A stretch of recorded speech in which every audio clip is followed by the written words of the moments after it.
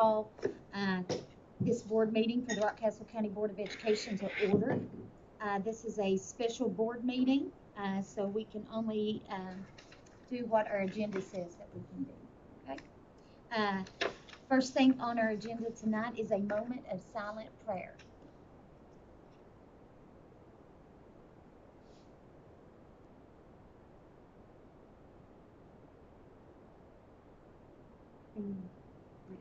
Item 1B, the roll call. Let the minutes note that all of our board members are present tonight. Item 1C is the reading of board team commitments. We're not going to do that tonight. We usually read those at our regular board meeting, so we're going to leave that off for tonight. Item 2 is adopt the agenda. There can be no changes tonight, so I need a motion to adopt the agenda. We have a first and a second. All in favor? Yes. Item 3A, review and approve the public hearing report. You have a copy of that. We had a hearing prior to the meeting, and we need the approval of this hearing. So moved. We have a first and a second. All in favor? Item 3B, review and approve the fiscal year 2024 SBDM allocations. Dr. Ballinger? Yes, you have that uploaded. We had previously approved the tentative SBDM allocations, and now we're just coming back and asking you to approve the finalized version of that. And this has been reviewed with all principals, and Ms. Sweet has spoken with all of them, so everybody's aware of this. Okay. Are there any questions? Okay. Just wanted to make sure teacher-pupil ratio is the one that's in that middle of the page. That is what we are approving, correct, for our schools? Mm-hmm. Okay. And I also wanted to comment, Broadhead Elementary's numbers are climbing very fast. So as board members, we should all be looking at that, because maybe down the road there's probably going to have to be discussion made that we're going to have to have some discussion. Okay? Yes. And I will note that those numbers are climbing to the point that we have limited spacing. So, which that's a good problem to have. That's a good problem to have. We'll take that any day. With that being said, we need approval for the SBDM allocations. So moved. Second. All in favor? Okay. Item 3C, review and approve the 2024 tentative budget. Ms. Jenny? Yes. You have a copy of the budget, and this is our tentative budget, and we're just going to kind of cruise through here. We've already talked a little bit about our budget when we reviewed the draft, but we've just added some updated numbers, and we wanted to go ahead and kind of give you an update as to where we are. As you know, we've been working and following our strategic plan for the district and focusing on our fiscal systems, and in particular, really focusing on growth and stability in the area of finance. So we'll go ahead and kind of cruise on over to our financial goals. You know, we've talked about growth, sustainability, efficiency, and our effective use of partnerships. And we continue to keep that at the forefront of our work. We've talked about being equitable, efficient, accountable, and again, stability in our systems. So where we are currently, our tentative budget for our general fund is at $31,198,736. We're at about 86% on revenues and expenditures. And again, we've looked at our 14% contingency, keeping that the same as what we previously discussed earlier in the year. The way that contingency breaks down is we have our general fund contingency of $1,845,960, and we have a restricted contingency of a little over $2.5 million, totaling $4.3 million. In addition, our food service fund is required to have a contingency, and we currently have it budgeted at $200,000. Some updates on our different funds. On our capital outlay funds, we Through our SEEK allocation, we are receiving $239,830 this year. In our construction funds, we've been talking a great deal about our construction fund. That is a fund that develops as you have projects. So we hope to be talking more about that fund and as we look at our middle school project. Our building fund, Fund 320. We have FSBK building fund of $822,858. That's part of our state funds. Our building fund, one of the primary aspects of it is our local tax dollars. We receive our property tax. It goes into Fund 320. We are estimating those tax dollars to come in at a little over $2.6 million.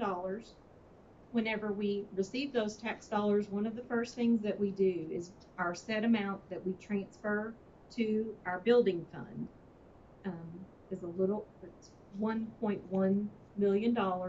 As we receive our tax payments from our local funds, one of the first things that we do is once we reach that 1.1 requirement, we do a transfer to our building fund from general fund.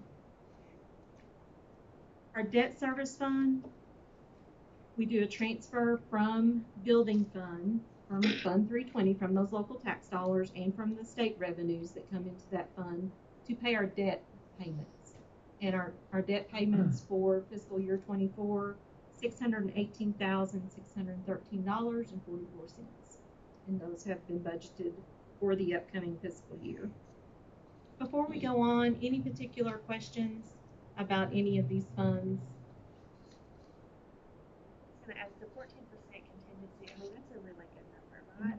It is, so a portion of that would be the $2.5 million in Fund 1 is designated in our CDs, and an additional $500,000 is designated in our construction fund. Now, with that, is that money, is that something that possibly we're going to have to use for any projects? I mean, because I know that bids came in a little bit higher than what we had anticipated. So is that something that you all are looking at, or? So the way contingency funds are designed to be used by school districts is as we budget those funds and we set them aside every year. And typically we have not had to touch those funds on a year-to-year basis. But let's say Mr. Trent comes to us and tells us that we have a failing system at one of our schools. The contingency fund is kind of our emergency fund that, let's say in fiscal year 24, we have a system to fail. We need $500,000 that we have not budgeted. The board could make the decision that we were going to use $500,000 of our contingency for that project. Oftentimes school districts, utilize that throughout the year. It's excellent that we have not had to utilize that, because that is making our funds much stronger, enabling stability. But to answer your question, Ms. Mink, it could be a decision of the board to utilize some of those funds. Could you remind us what the KDE requirement is? The KDE requirement to budget contingency for our general fund for Fund 1 is 2%. So we are monitored that we do not go below 2% in our budget. So annually, we always have to budget at least 2%. And tell me again, what's in the contingency fund? You mentioned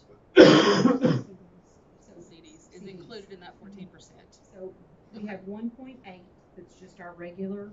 It's what we've been doing every year. And as you may recall, we've talked about this for a couple of years, that we wanted to be able to go ahead and set aside in general fund $2.5 million and restrict that. That's really important because that really matches all of our balance sheet numbers, and we've been able to do that in this budget. I guess I was going to ask you, our seat numbers, we're taking a shortfall on that. right? Actually, I'm glad that's where we're going next. So let's take a look at this. Just put together some notes here. Just kind of look at where we have been since 2018-19 and going through a COVID pandemic. We're coming out of this COVID pause. We have been utilizing the state SEEK dollars have been calculated for ADA based on 18-19 numbers for our student enrollment. So we had 2,439 students.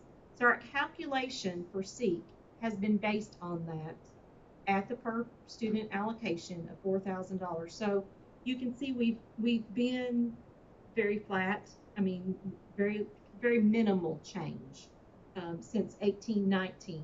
You will note, and we've talked a little bit about this today, in fiscal year 21, the state actually did a kind of a deduct and took a return on our SEEK dollars of $774,260. You know, we were able to do that and keep running right on down the road because we did have funds set aside to cover that, but that was a loss for that year. You know, those were general fund dollars that we were not able to count on. So for the current year, when we go up to 21-22, we're at $4,000 per student. The General Assembly raised our per student allocation for SEEK to $4,100 per student, and current year is $4,200 per student. Our enrollment, again, we're coming out of this COVID pause, so we were on 18-19 numbers for enrollment for ADA, and coming out of that number, we have a little bit of a difference in our number of students. So we have, as compared to last year, $417,974 lost in SEEK. We do anticipate, based on some of the work in the review that Mr. Reppert has been doing, that that number will go up slightly based on the number of students, and maybe you'll to chime in there. Yeah, and don't get confused. When that says enrollment, that's not our total enrollment. That's ADA. So we don't get paid. We've got 2,800 students, but we don't get SEEK for every student. We get student for every day a student is at school. So the average daily attendance, that's the dollar amount that we get for those students.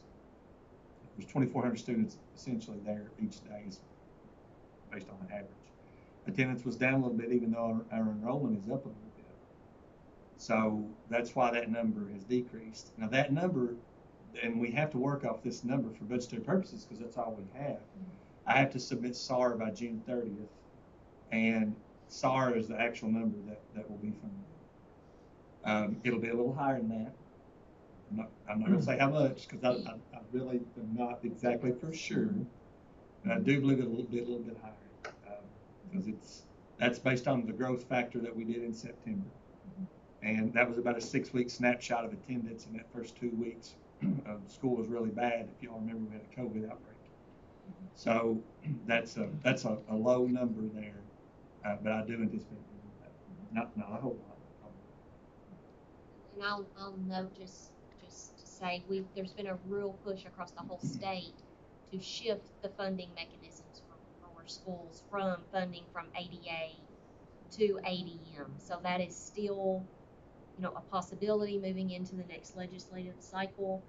That would help us tremendously if that were to take place. So, And that can still happen within this budget? No, it wouldn't. It will not impact this this budget. budget. It would Okay. be the following The next year. if Okay. that happens.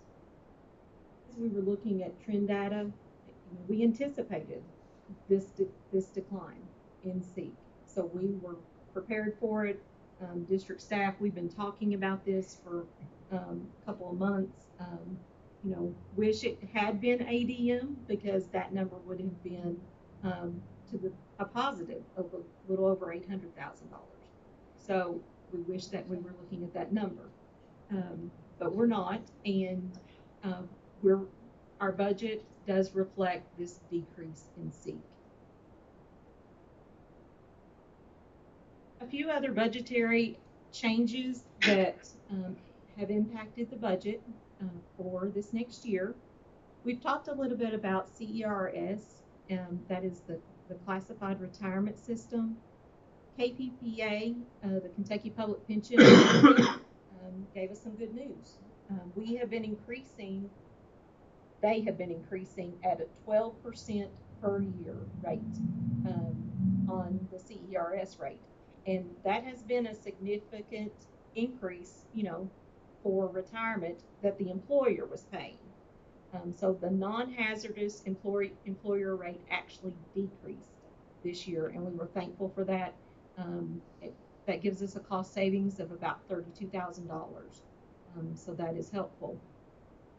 Cost savings due to attrition, retirement, we may have had some resignation, position changes. We've calculated that change in budget to be around $300,000. Rank changes, step increases. Many of our certified staff are pursuing other degrees. They're pursuing their master's degree. They're completing programs, and we look at their step increase for their rank change based on their completion. And when we come back in the fall, they submit documentation for us, and their rank change will be reflected in next year's budget. So we look at rank changes and step increases.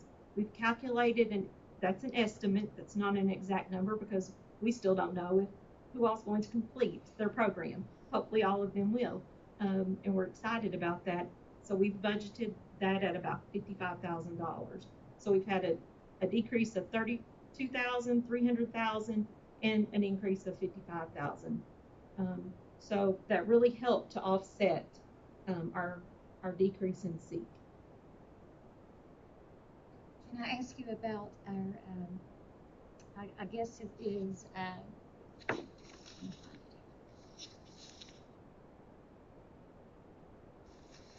apologize. It is our grants. I guess that's special revenue. Is that okay? How many have we got? Do you have your award letters yet, or is that later on? That is a work in progress. Okay. We are almost daily. We'll continue to receive award letters. We'll continue to plan and budget, develop program plans. That's one of the things Mr. Thomas Coffey works greatly, in working with our federal grants, in developing budgets for the next year. Those are just beginning to come in.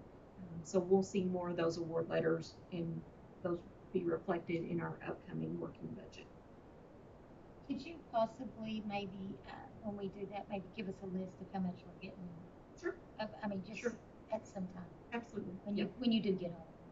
Yep. We usually try to list, each one and how much the award. We've only had a couple that have actually come in that we have the exact amount. So we'll be glad to do that for you.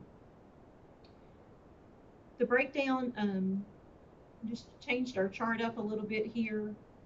Rockcastle County Schools continues to, we put our dollars focusing on student instruction and student support services. That's our goal. That's our mission, to support the needs of our students. And we're doing a very, very good job at that. Our budget is on target. Really pleased with, the percentages are really in line with where we would want to be, where we would hope to be. Most of those dollars are centered around students. We have our support services, our operations, and our student transportation. All of those things are going to support students.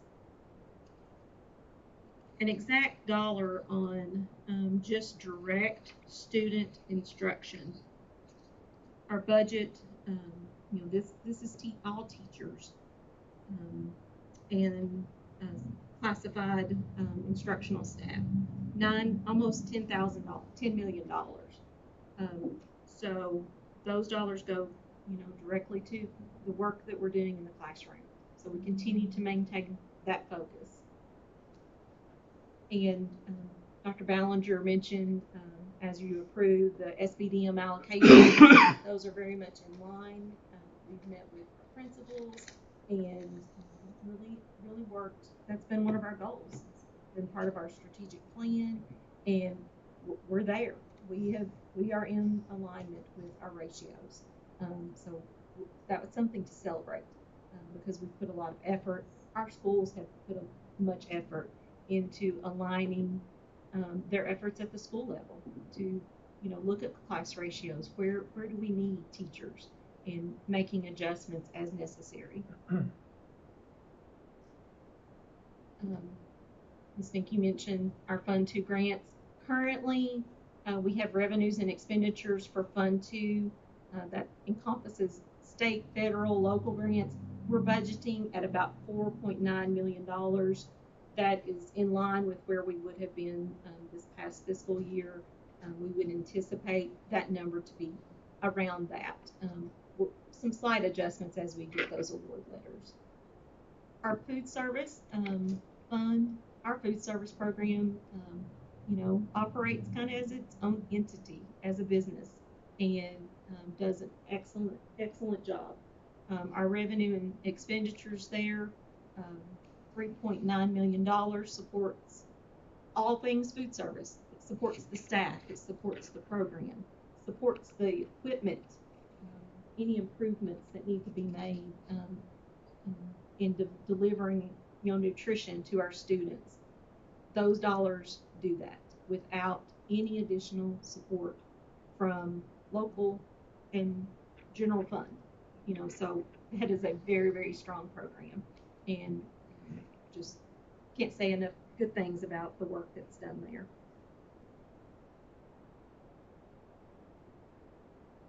Exemplary.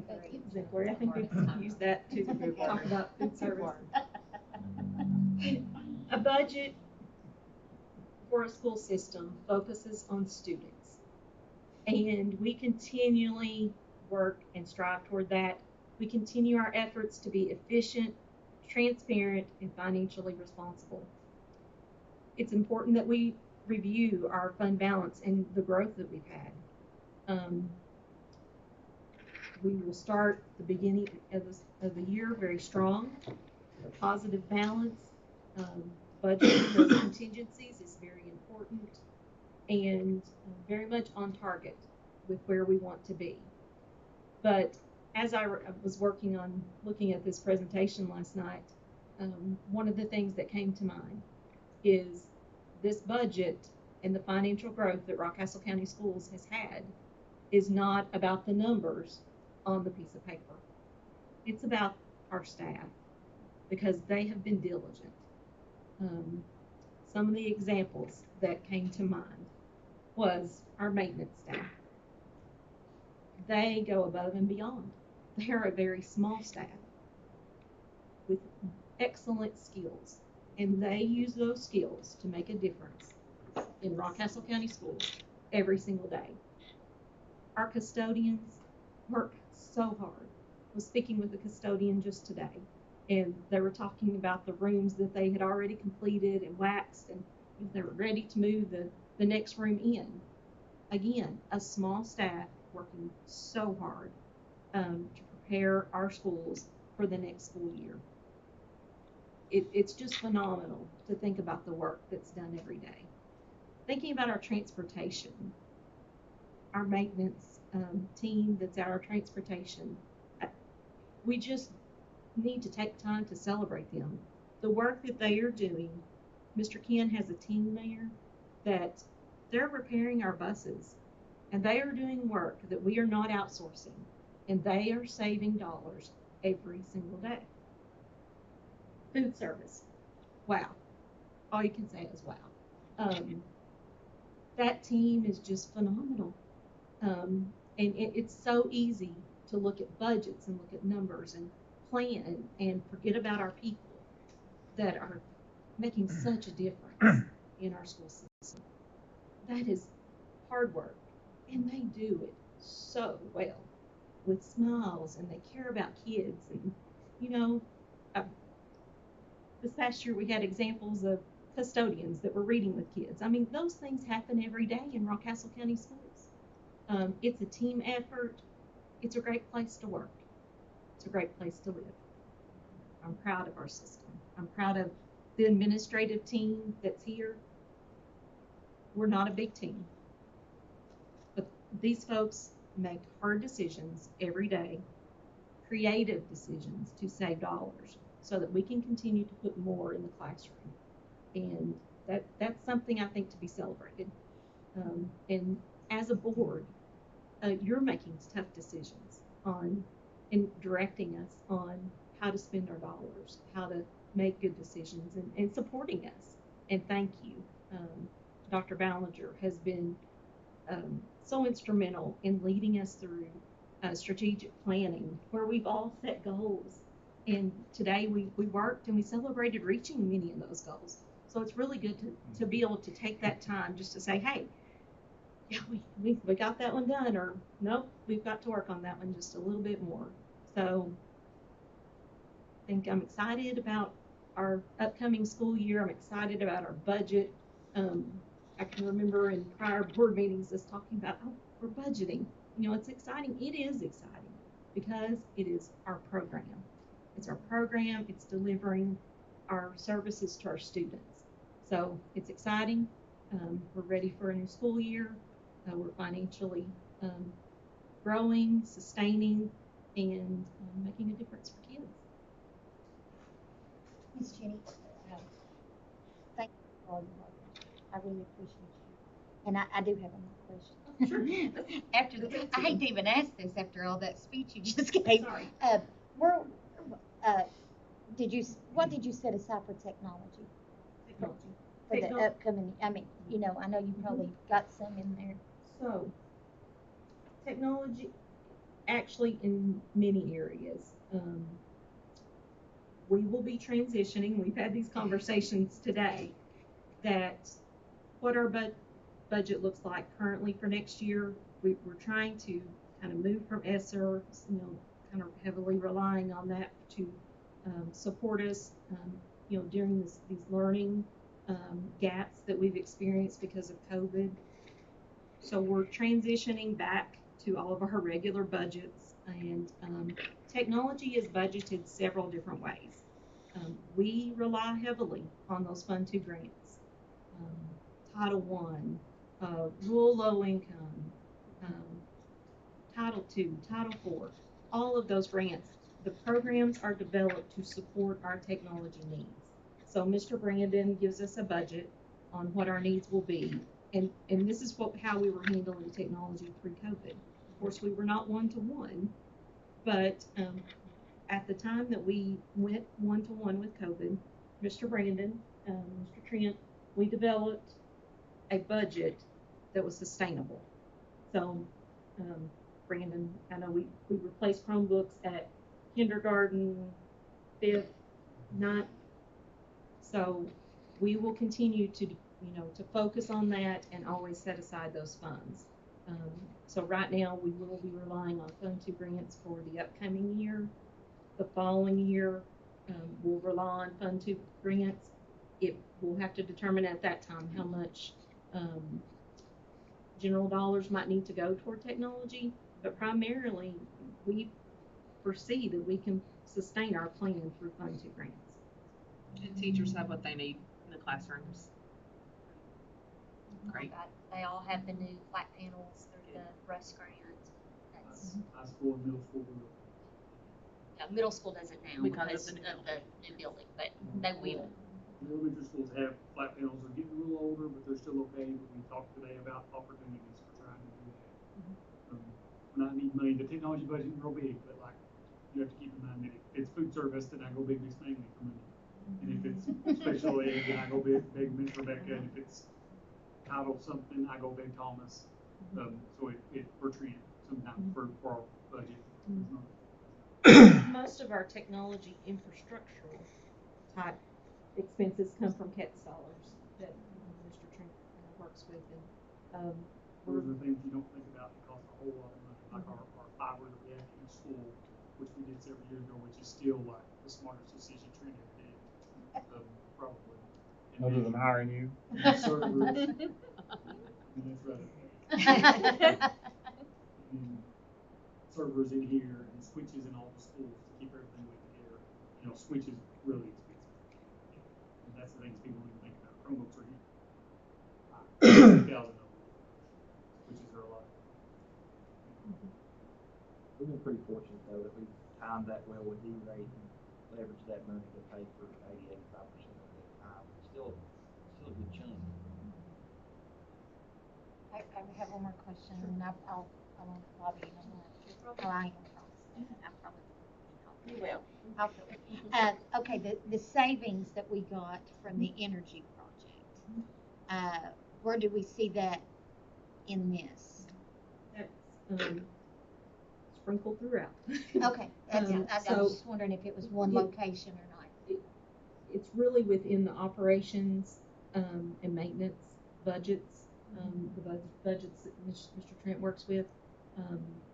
You know, and we've had this conversation talking about, okay, light bulbs, you know, we're not replacing light bulbs.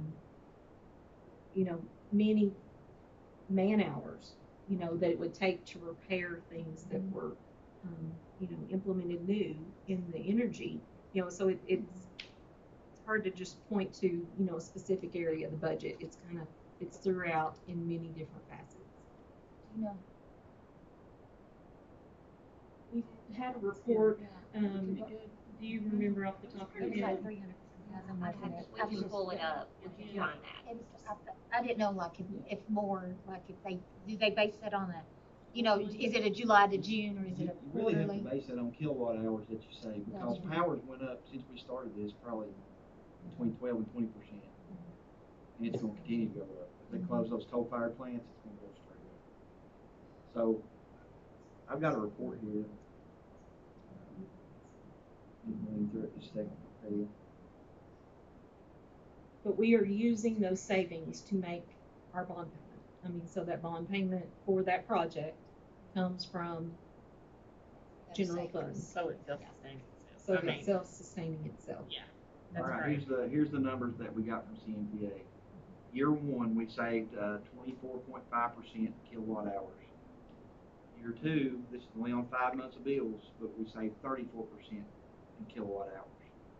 So the high schools where we really saved a lot, it was at 43% last year, 45%. The middle school was 9%, Mount Vernon's 35%, Broadhead 16%, Roundstone 21%. The academy is 0. You gotta step it up there. Teaching and learning is 8, central office is 15. If I remember right, after that high school project was done, that next month, we had seen even then Yeah. a Yeah, significant, It changed like really immediately. quick, yeah, like We that next started- month, we were already Mhm. seeing, yeah, I remember that now. And rates have increased. KU's increased 11% from 21 rates. Jackson Energy's increased 13% from 21 rates. That's great. Thank goodness we did That's kind of a double-edged sword, though. When that goes up, if you just look at the money and you don't look at the kilowatt hours, you'll think, gosh, we're doing bad. But I mean, how much more would it have cost? that. It would have been, You know, would have it's, been a major thing. yeah. I appreciate the work on the energy savings. I was going to ask about that too. It's great minds think alike. And I appreciate the work to get grants and outside funding and all the different things. That's enabled us to do an awful lot. Are there, and I guess this is a bigger question, but are there any areas where you see we could save some money or have some potential to bring in additional dollars that we're missing or we can help with or change policy or anything like that? One of the areas that we have talked about most recently, Mr. Brandon and I met with a representative from InCare who we worked with on our Rust grant. You know, we would like to, you know, work with a grant writer and pursue a grant for our elementary schools. One of the things that we need to do is to complete the current grant. We have our screens on hold for our middle school because we did not want to install them and then have to take them down, and we want to install them new into a new building. And we've had some conversations about, you know, if the federal government would allow us to write for a grant with those funds sitting there. So we're looking at pursuing that guidance because that would be valuable to our classroom teachers to have new screens because, you know, we are experiencing age on the ones that are currently there. Absolutely, the area of mental health services is one of our priority areas. And, you know, that along with SROs in our schools is an area that, you know, the state legislature needs to intervene. Those are mandates, and they need to be funded mandates for our students.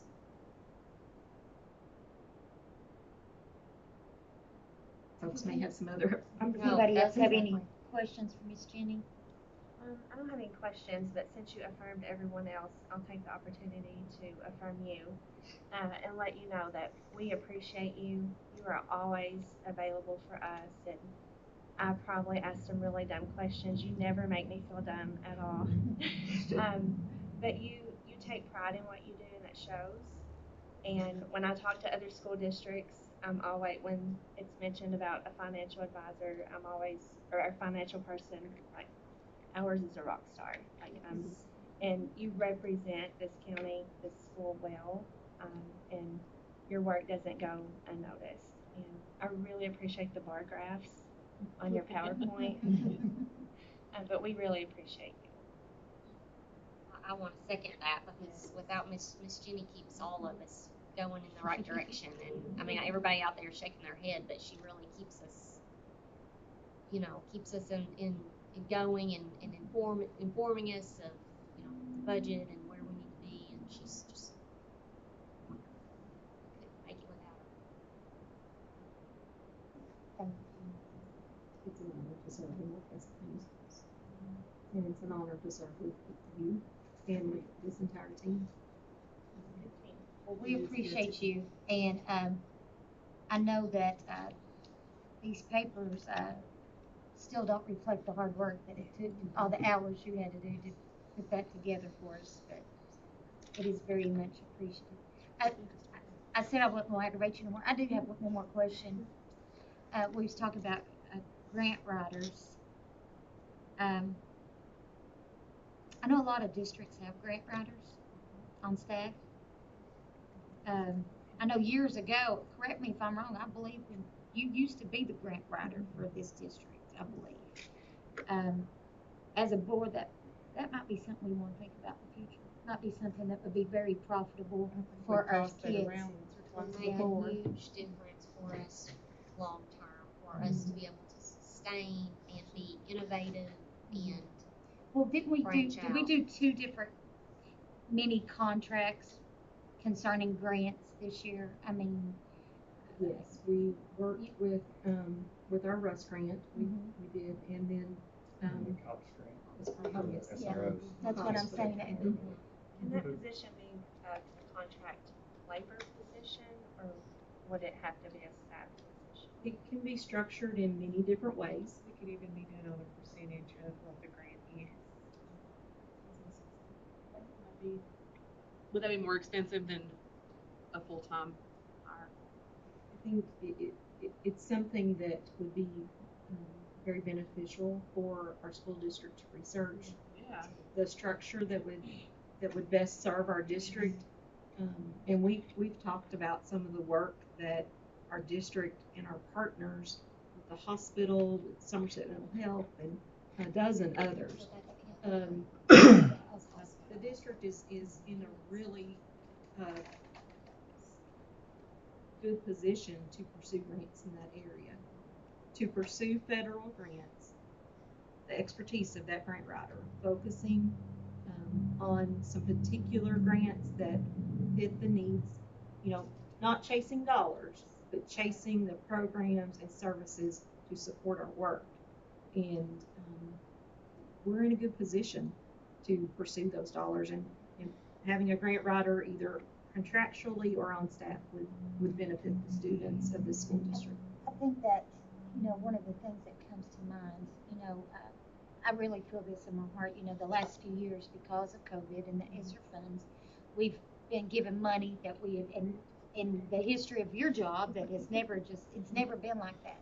So we're going to start going down a different direction. So I really think that it may be important to have someone on staff that could focus on getting dollars, because they're going to be harder to get. And in order to maintain at the level that I mean, that's just something maybe for future, but maybe something for us to think about. When I recently, traveled to Washington D.C. and that was about rural education and additional funding, there is quite a bit of federal grant funds that we could be going after that are allocated specifically for rural school districts. But it will require a grant writer. It's not something that we have the expertise to do. There's money there. Leaps and bounds. Well, I'm sorry, go ahead. I'd be a proponent of a grant writer, but I think looking at a contract person or something like that would be beneficial as compared to a full-time staff member. I just think there's a lot of, you can get the right person that way and that sort of thing. They're really gonna go get it that way. That's my take, and I don't have a strong opinion, but that would be where I would lean, I guess. But I think it's worth research. Yeah, I think maybe some research would be. I mean, I don't know anything about grants, but I don't. That's certainly not my area of expertise, but we have, between the GEAR grant, just in my focus, the GEAR grant, the COPS grant, had to learn, and then you have to report. And that's a pain. That really is hard to, it takes away from what other things that we need to do too. If you have a contracted person, do you know who does the reporting? Is it still your contracted person, or they just get the grant? So that makes. We do that. If you had 12 grants, you need a full-time person to. That's one thing that in our leadership team meetings that we talk about often is, yes, it's wonderful we've received all these grants recently, and it's just benefited our students tremendously. But the work falls on this staff. And they want they want pictures and videos and reports. From what I've been experienced in, it can be a deterrent. I agree. Because am I capable of keeping up with this level of work after, quarterly things reporting? we don't think of. Yes. Once you get your funding, it continues. It has to be supported. Yes. Yeah. And Jenny. And yeah, she does most. That's a huge responsibility that Jenny. If that helps any with a full-time person. I think I didn't mean to.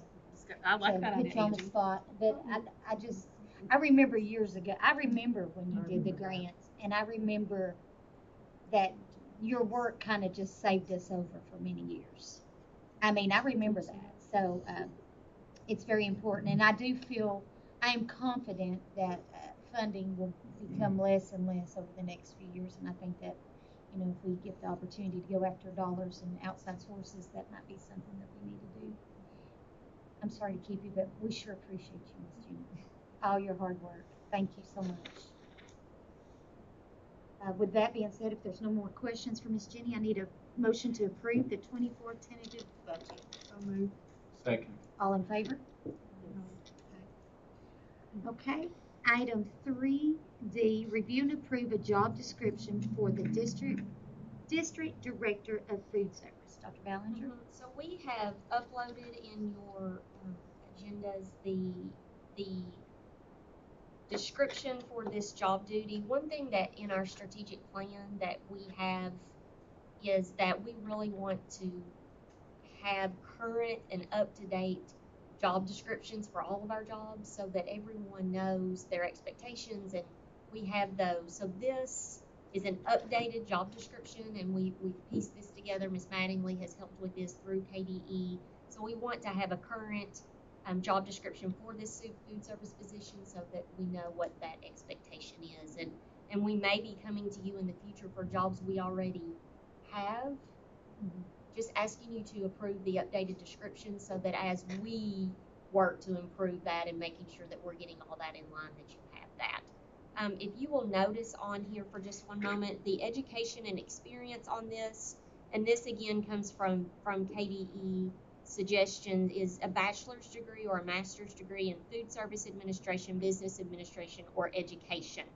So that poses a little bit of a issue for us as we post this position, because if we were to hire someone with a bachelor's degree in food service administration, then it would fall on the salary schedule as classified. However, if we hired someone for food service director with an education degree, with a teaching degree, then it would fall under as certified. So we're asking to post this position with these qualifications and then we have it on the salary schedule under the certified. However, if we were to hire someone that we would need to pay on the classified, then we would like to then come back and amend that depending on who that hire is. That way we're broadening our horizons, we're opening up the opportunity for more applicants, and then we can see which direction we need to go based on that. How will it be posted? Under certified? It will, or just general? It'll just be posted general. Okay. It could be either way. I mean, it could go either direction, but we will post it on Keeps as well. Yes, I'm saying that. Yes, we would post it on Keeps with the teaching portion of that. Because we wouldn't post on Keeps for a bachelor's degree in food service or food administration. So that would keep somebody from applying if it won't say certified, classified, one or the other. Right. So we may have to come back to you to restructure the salary schedule depending on how that goes. Depending on who the hired Yes. All right. With that being said, we need to have a motion for approval for the job description for the district director of food service. Okay. Second. All in favor? Okay. Item 3E, review and approve the job description for district gifted and talented coordinator. This is the same situation. We already have a gifted and talented coordinator in the district. Miss Angie Hendrickson has retired in that position, but we want to take this opportunity to update the job description. So whoever is hired into that knows exactly what their job roles are. And again, this will help us on our strategic plan of let's get all these in line so we know where we are. So no additional monies, just updating this description. Move to approve. Okay. Need a second? All in favor? Yes. Item 3F, review and approve the job description for career counselor at the Rockcastle County High School. Okay, so post-COVID, we have seen some changes in our needs of our staff at the high school level. We had currently had the gifted and talented coordinator who was doing a whole lot of additional work other than gifted and talented. They had a long list of job duties, so we're using that to split.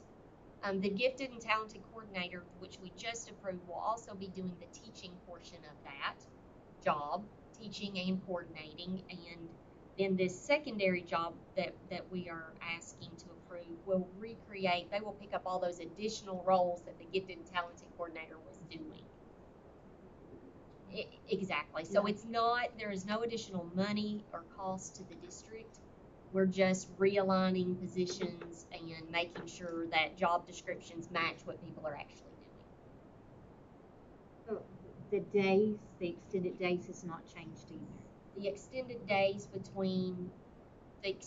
on gifted and talented coordinator prior to now was 10 days. Okay. We are making it 5 on the updated and giving the career counselor 5, so there's no additional cost to the district. So they're splitting. They're splitting and then splitting those jobs. The career counselor will be a current teacher, or it will be a. It will be posted as a teacher with 5 extended days. But they won't actually be teaching. They will not. They'll be okay. doing ILPs. They'll be doing. Say they're gonna have their hands full. They'll be doing the building assessment coordinator. A lot of jobs that the gifted and talented coordinator previously has been doing, and not being able to focus enough time on gifted and talented. However, we feel like if we split it, then the gifted and talented coordinator can teach and coordinate, and that's doable for one person as long as they don't have all of these other job responsibilities. So. Thank you, Ms. Terry. Need a motion to approve? So moved. Second. All in favor? Okay. Item 3G, review and approve the 24 salary schedule. Okay, so you have the salary schedule in uploaded as well. If you see highlighted Director of Food Service there, and we just had that discussion that potentially might need to be an additional change. You see the Career Counselor and the Gifted and Talented Coordinator at what we just discussed is highlighted for you. We've made some minor adjustments to cook, baker, substitute, and that also matches custodian, substitute. That will, help us in getting those substitute positions. If you all can look through there and see if you have any additional questions. Speech language pathologist, new hires, rank 1. That is nothing that we have chosen to make a change, but that's coming from the state that we have to make some modifications there. One thing I do want you to point out that our last salary schedule discussion at this time last year, we talked about making a change to the Career College Gear Up College and Career Navigators. Those positions do require a bachelor's degree. We have always paid those positions exactly what the grant funds, but the board brought it to our attention that they felt like that was underfunded. So we have made a proposal to pay them the same hourly rate as our Frisky directors make. It is a different overall salary because the College and Career Navigators work less days than Frisky, but it would be the same on the hour. We felt like that was a fair adjustment because they both require a bachelor's degree. Please note, though, that additional funding will come out of the general fund because that will be in addition to the grant funding that we receive for those positions. How many of those folks are there? 3? 2. So that just, you all know that as you're voting on that. 2 teachers. Okay, 2 are teachers and 2 college and career navigators. gotcha, okay, thank you. We have made the recommendation that we increase our pay rate for substitute teachers.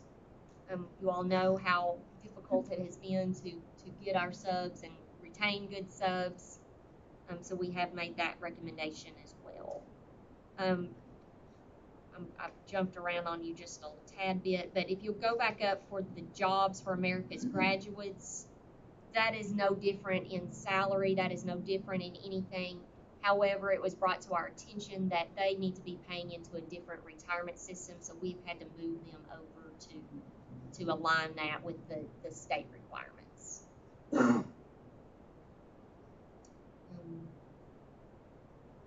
We have highlighted also on here the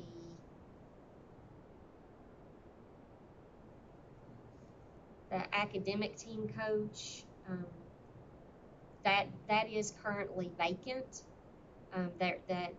So we will be posting that and rehiring that position, and we've made a suggestion to decrease that amount to bring that more in line with all of the other positions that are extra service. So, we're getting on that page. On some of our coaches' stipends are so much, and I'm looking at the hospital, are so much more than the others. And I think at one point that probably went back to, say, softball, baseball were only so many months out of the year. But it's went to being so much more than just a spring sport. They work the off season also. And then plus you have your coaches that maintain the fields during the summer. I know that when we do a percentage increase, these positions see that increase, but do we know when the last time that was looked at? I don't really know. It was prior to me being superintendent. I don't think we've ever made an adjustment As far as that goes. in that time, but I don't know prior to that. I don't ever remember it being adjusted other than I think that the there's same been, percentages as other. Yeah, I I know. think yeah, there's like been when we do the individual yearly positions percentage. that may have been pulled out at times and changed, Sure, exactly. but as the overall, I mean, it seems like there's always such a change from year to year in coaching and especially in those, not so much football or basketball, those seem to stay, you know. But I feel like we need to revisit those amounts. You have, for instance, your assistant basketball coach makes as much as your head baseball and softball coach.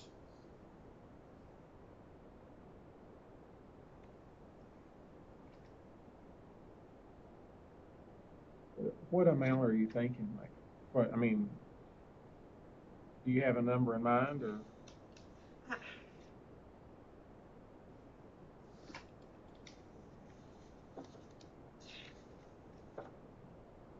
And I'm glad you asked that. I was gonna ask that too. And the only reason I'm saying, I don't know what these coaches do. I'm sorry, I'll be the first to admit, because I don't go to baseball or softball games. It's like, I don't have a child in that, so I don't know, and I apologize, like I said. And years ago, I think that baseball and softball, you all understand, you know, you've got kids, Marcus, that play. It used to be a spring sport, and then they moved on. But now it's gotten to, these kids work off season. These coaches are working with these kids more year round. Are they allowed to do that? I mean, I'm asking because I know like basketball, they are allowed to. Okay. There's a dead period that nobody can work. Okay, yeah. You know, and our coaches take care of their facilities, of their fields. You know, you have to maintain those.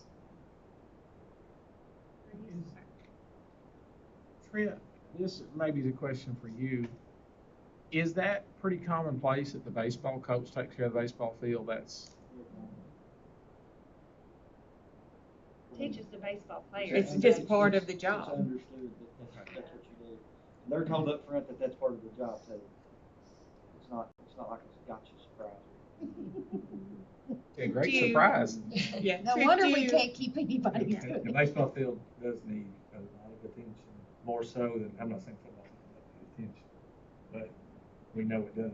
And, you know, they practice those kids like periodically through the summer and whatever. And the kids, you know, that's a good workout. Part of them is helping take care of that and, you know, being on the field to take care of it.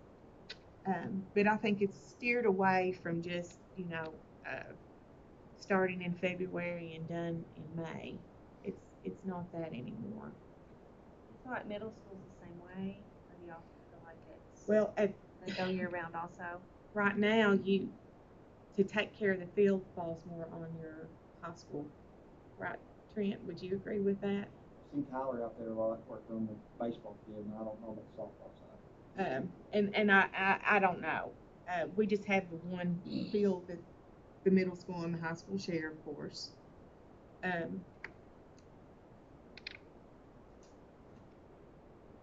school baseball works more throughout the year in terms of, I'm talking in terms of coaches working with the players. Middle school probably not as much, but I don't know how you wouldn't increase one and not the other. Yeah, At least some, I don't know, I'm just. And I agree with that, but I think you're right, the high school does stay at it more. But then you've got younger kids moving up too, so I just think this needs some attention. Of course, softball would be the same. Yes, softball would be the same. I mean, in comparing other districts, and I looked at Pulaski last night. I was just curious what they did, because I assumed Pulaski would pay a lot more than us on everything, and they don't. We're comparable. Their coaches also get an extra stipend to take care of the field. Okay, so, I didn't see that. So I mean, I don't have a, like, they have a coaching, and then they get paid an amount to take care of the fields. I didn't see that. Is So that right, I don't. Trent? But You don't know. But I mean, looking sure at. that's right. So I'm not opposed to it, but I'm looking at others, and I mean, we're in the ballpark. McCreary's higher, but everybody else, we're in the ballpark. No pun intended. So I don't know. I mean, I don't know what would be a fair amount, but I do think as you start to adjust one, it makes others, and then I I got I did quick math and came up with like $140,000 on middle school and high school coaches altogether. Um, so I mean that's is a lot of money. It's not a lot of money, $30 million, but it's still a lot of money. And so I don't know how you start to do that, but I am sympathetic if baseball and softball coaches are working on the fields and nobody else is. That is that is legitimate. So I don't know how to. One thing that baseball and softball coaches have is kids to help. Right. Yeah, A lot of times they have that's a part of the good parent team. group that'll help them. But when you're talking about your basketball that's inside, you've got your custodians doing all of that. So, Be a comparable, would it be something that we might want to consider a stipend for caring for the field? Would that be a happy medium? I mean, I could support that don't if we said, baseball and If softball. that's our concern. I mean, well, I mean, it's between, that, yes, and then it's just not a 3 or 4 month sport anymore, you know. And I get that's why, basketball, football, they're giving it all 12 months. They're in there. And I think these other sports are going to that too. And as far as that goes, cheerleading, I don't think they ever stop either, No, they're cheering right now. Yeah, so it is nonstop. So, I mean, it's not just baseball and the softball. There are others in there. I will say that I like the concept that Gary County does, as far as a step up. Did you all see that? Like first Yes, 4 I do. years, and then after they do that, they get stepped up to Yes, more. yes, I like that a lot. I agree with that. I like that. And there's a lot of counties that do that. I do like Years of experience kind of thing. that. Yeah, right here. Did you see it right I here? guess It's it got is. like in parentheses 0 to 3 years, and then if they've done it for that long, and then Kind of for like another we institute that, though, would have to institute it probably across across the board. for all And the they do coaches. that. Yeah. This Yes, is and just a I think that's a snippet great of it. idea. It'll be retroactive with it for all of our current, which can become a problem. For how many years they've been doing that particular thing. I don't know. Well, I think you would just have to, like, when you did it, you would just have to bring them up at that point all the way You'd have to count that. their years of experience. They would start on that. If they had been coaching 20 for- years. then they'd start on the 20 year salary. It would just bump them up to that 20-year point. Which could make it all, though, become more, is what I'm saying. Yes, Yes. absolutely. Yes. It could. I mean, we would have to do the calculations to determine what cost that would be to the district, because it could be That could be, significant. well, if it's already at 140, I think Matt said that. Yeah. Probably looking at just curious, do we pay anyone to take care of the football field currently? Or does that come out of a booster or something? No, they don't take care of Our it. The grounds district, people do. the district takes care of, just out of the general facilities budget, we take care of like seed, mowing, spraying. Jason White does that for us, his business is turf control. He sprays baseball, softball, football. We instituted that when I started this. And that's why the football field looks good. It's getting dry out there now when we start watering. I hate to do that, but it's not raining. I mean, we can't let the grass die. And one thing that I talked to him about, and we're going to do, is this fall we're going to put some bluegrass on the baseball and softball field, and we'll fill in like the football field was graduations. But it doesn't like hot weather. It grows good, and when we'll have season, it'll be really good. So, and it's expensive though. I mean, it's not cheap, but seed's $300 a bag. I mean, So if an individual, I mean, I'm talking to you, Trent, because I think you're smarter than average Joe. Okay. So if you were to be the baseball coach, and you were to go out and you were responsible for taking care of that field, how many hours? How many man hours would that be? I mean, I'm thinking along the lines of. I mean, you can work as much as you want. I mean, they got do chalk the lines. They gotta take care of the batter's box, they gotta take care of the pitcher's mound, they gotta take care of the pitcher's mounds, the warm-up mounds. They gotta take care of all that. Now they don't, some of them mow, some of them don't. We'll mow the field. Don't have to do that. I don't know how it is A lot here. of coaches this year mow. Both of them. You have to drag that field after every game. Every That- game. That You have mound to has pull to it have back to work in. after every game. You have to pull the infield back in, Yeah, all around the grassing. And that's one thing that's wrong with the baseball field right now, is that lip drop. I told Tyler that. I'm hoping that they would do it. and every time it rains, then you have to just kind of start over with that. Start that over dirt. with that surface and get it back in shape. And there's volunteers that paint the football field. I guess they're volunteers. I thought of that too. Do the And teams then help any Florida with usually that? does that. Yeah, that crew needs some Jim Bussell recognition did it because for they do that years. after every Yeah. game for free. And they do a good job too. And they do a great job. Okay, it's for the love of the game. Did the teams help? They're Like, rock. that was part, when my son played ball, The team helps, yeah. that was part of just the team, like, the coach was there supervising and Oh, yeah. helping, but like the whole team. And they That was do. part We, of we don't the- leave for 30 minutes after game. Yeah. Yeah, no. And they do help. But it also has to be done in the off season too, I guess is what I'm saying. I Off think, season's not as important, because we usually spray the infields with some kind of pre-emerge. And actually, if they go in there and they drag it, it breaks that up. Pre-emerge works like a oil on the ground, and that weed goes up through it and it touches it, it dies. So if they go in there and they drag that, it just Destroys does away with what Yeah. we've done. And if they want to The play, trees. they put that field dry, turf stuff on there, Yeah. and that you gotta work that in, That's expensive. and it takes that's instant. You gotta haul it out there, you gotta coach it.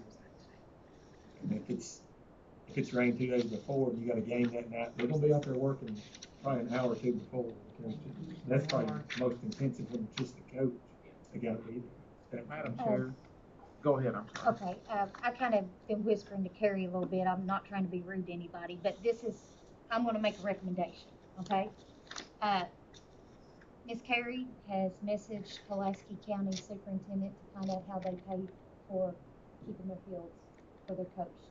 So I'm gonna make a recommendation that we table the discussion fine, about yeah. this until next board meeting, when you can get back with us and give us what you find out. Is that okay with everyone to do that? So with that in mind, I'm gonna move to approve the salary schedule as recommended. Well, before you do But- that, I have one other comment. Okay. I'm sorry. We wanted to talk about the athletic director position. Did you Okay. get one of these papers Yeah, right here? go ahead, I'm sorry. That would actually be part of this salary schedule too. So I think we've talked about this position for the last 2 times that we have Yes. looked at salary schedule, and I know that several of you have reached out to me concerned about the number of hours and nights and evenings that Mr. Always. McNabb spends at the high school, and you have contacted me, so I did provide you with information about surrounding districts and how their athletic director is compensated, so you have that information. When we reposted this position years ago before Mr. McNabb was hired, we took away from this position on the stipend and the days, if I recall correctly. Is that correct? I believe so. I know it was the stipend. I'm not sure about the days. I think because he got paid the days for being the principal, correct? Yes, so he Okay. does not currently receive extra days for athletic director. He When they receives used his to. extra days for being the assistant principal. Correct, Ms. Was it historically always that way? I thought that the athletic director got extra days prior. Is that not right? It was tied to the Assistant principal. principal's. Okay, my bad. So when they restructured, it's my understanding that they split the assistant principal days, so both of them got an equal amount. That's where that came from. But Okay. so there's no extended days attached specifically to athletic director. Okay, His extended days come from being the assistant principal. that's where I got confused. So we need to, if this is something we decided that we need to just look at the stipend and Not the days. Correct, Correct. okay, yes. Sorry about that confusion on my part. discussion, what people think. I mean, based on the surrounding districts, I jotted down $7,500. It should be about $1,400 increase.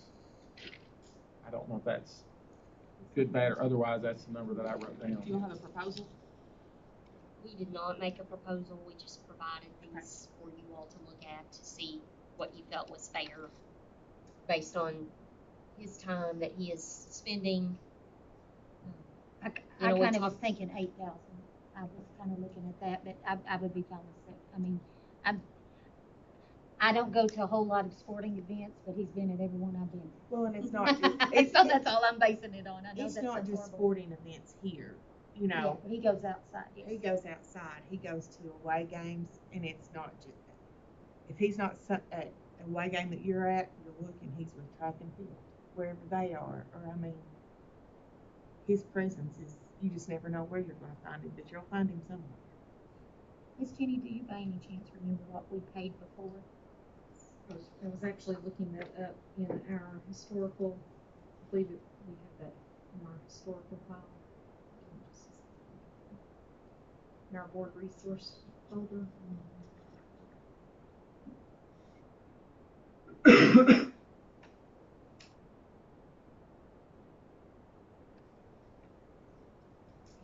He's probably 11.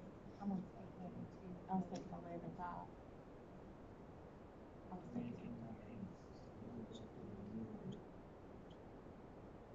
You're good. I was trying to read Eric's lips.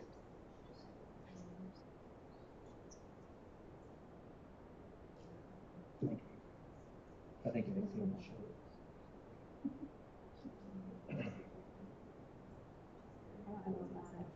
It is.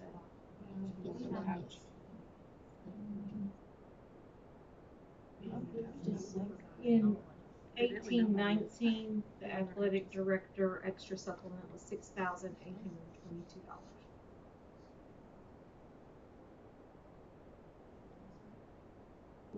If you think about the increases though, that you had over the past few years, what have been, like, since that kind of 6%? Was there extended days to that? There was not.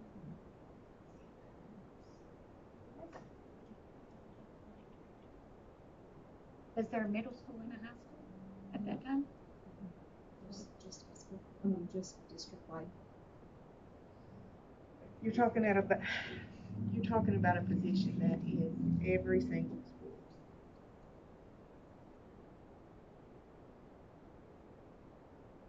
I know how to do this. Matt, let's go down the road. I mean, You're I looking said- at 75, right? I said 75, but I don't have I'm open to thoughts. I kind of agree. He's everywhere. He's over, I'm assuming, coaching. Is that correct? In sports. I kind of agree that it should probably be more than a coach makes. I But agree. that's just my looking here, though. It's not that way at other counties. But that's my thought. I know personally what I have to turn into him as a head coach and the amount of paperwork that he deals with. It's immense. Besides being at every game, a lot to keep up with. Let's go Coaching here. and athletic director positions, I think both have gained more job and more responsibility over the years. I know it has, no doubt. Our highest head He's a coach great makes what, representative. 10-3 Is what is their highest. Is No, our 10-1. 10-1 is their highest coach. 10-1-35. and that's for one sport.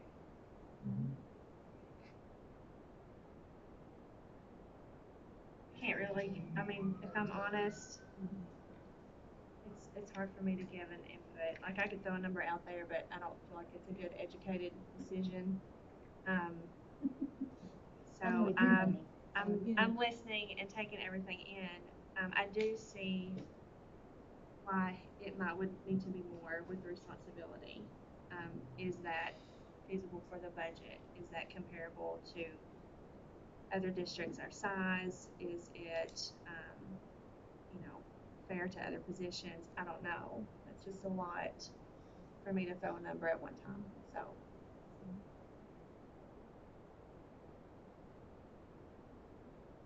Maybe we need to table this one also.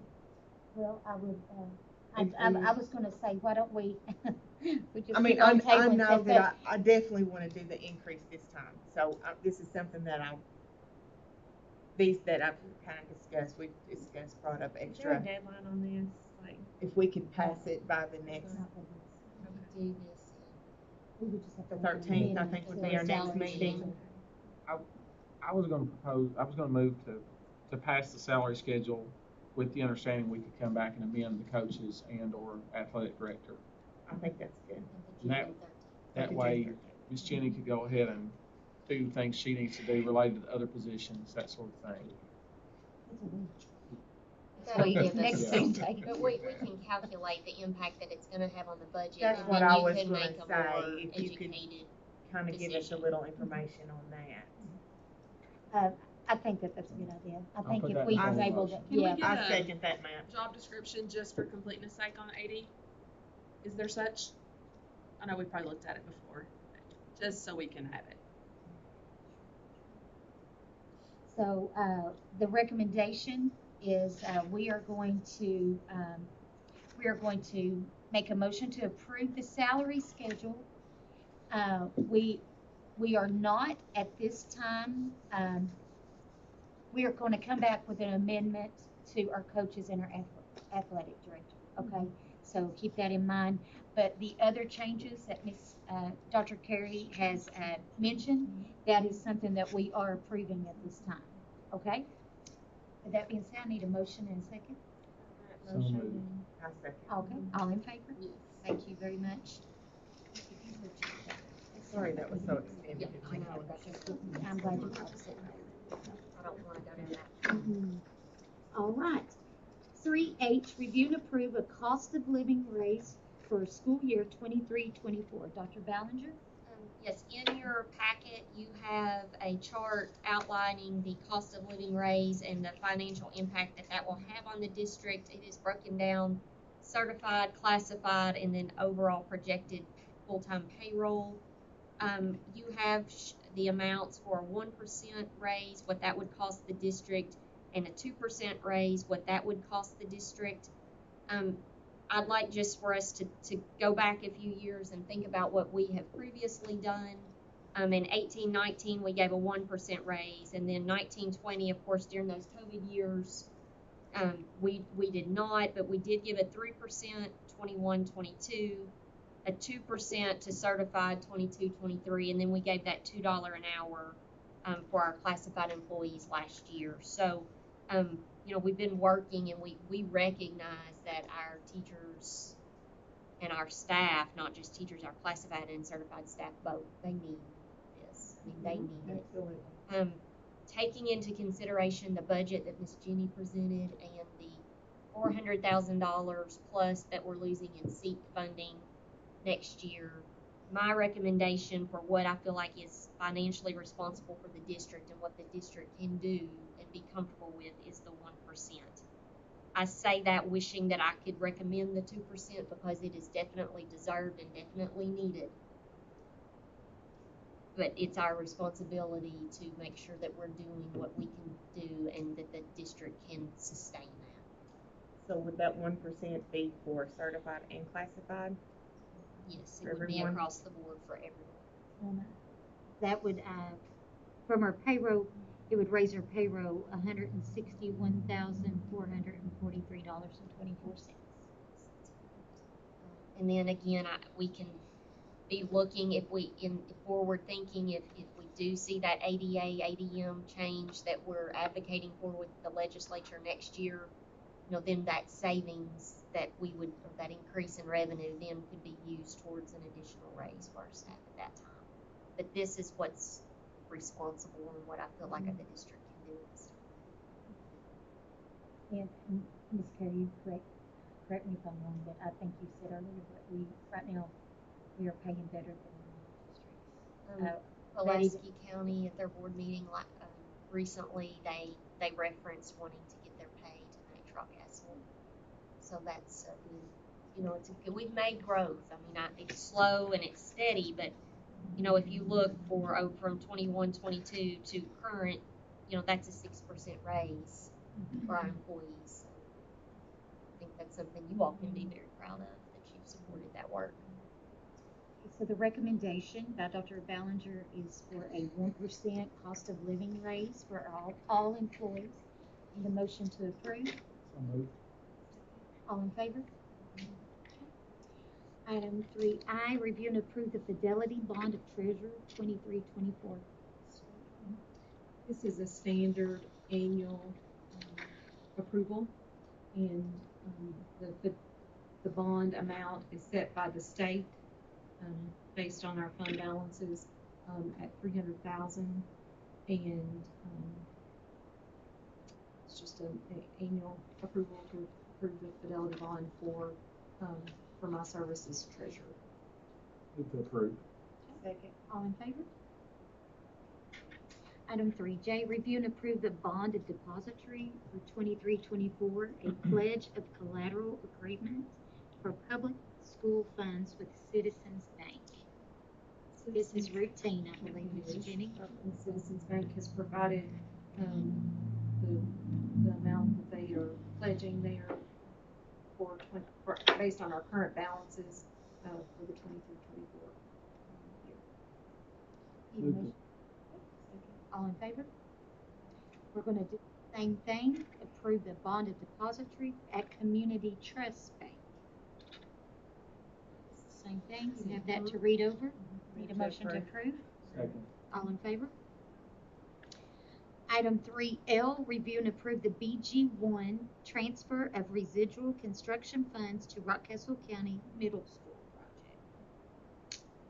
We have had a few conversations about some funds that are left in prior year projects that are completed, and those particular projects would be the RCHS HVAC roof with a balance of $192,074.56.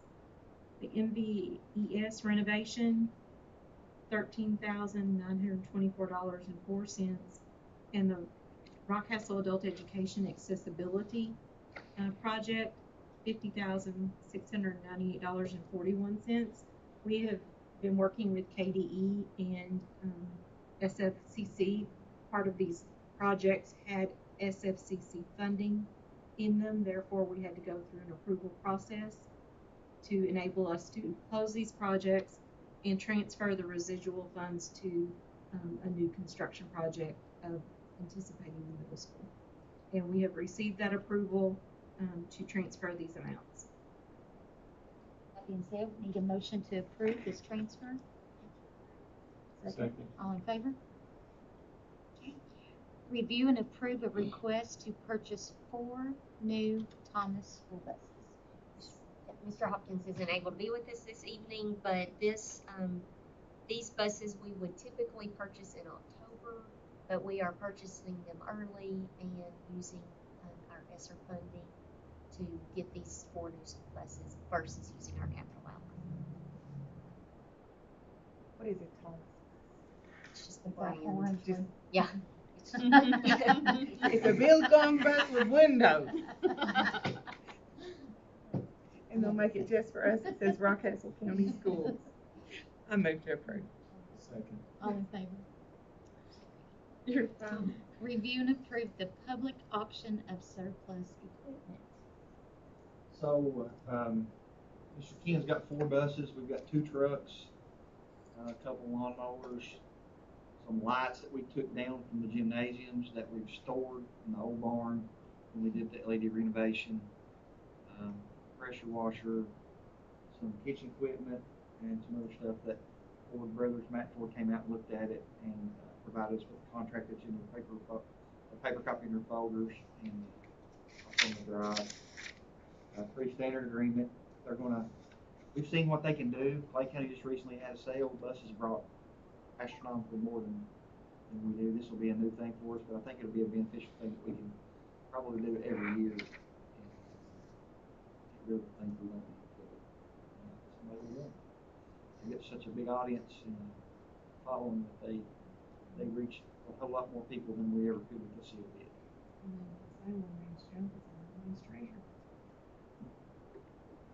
All right, I move need a to motion approve. to approve. With the same- Second. All in favor? Yes. Review, I don't really think we have to approve the superintendent's personnel action report. Just look at that. Yes. If you have any questions, you can talk to Miss Carrie about that. And just want to thank everyone. Matt, do you have anything else tonight? I don't think so. I'm okay. Yes, Annie? Thank you all for your time on this Thursday evening, and we appreciate you. We didn't hear anything from us. I need a motion to adjourn. So moved. All in favor?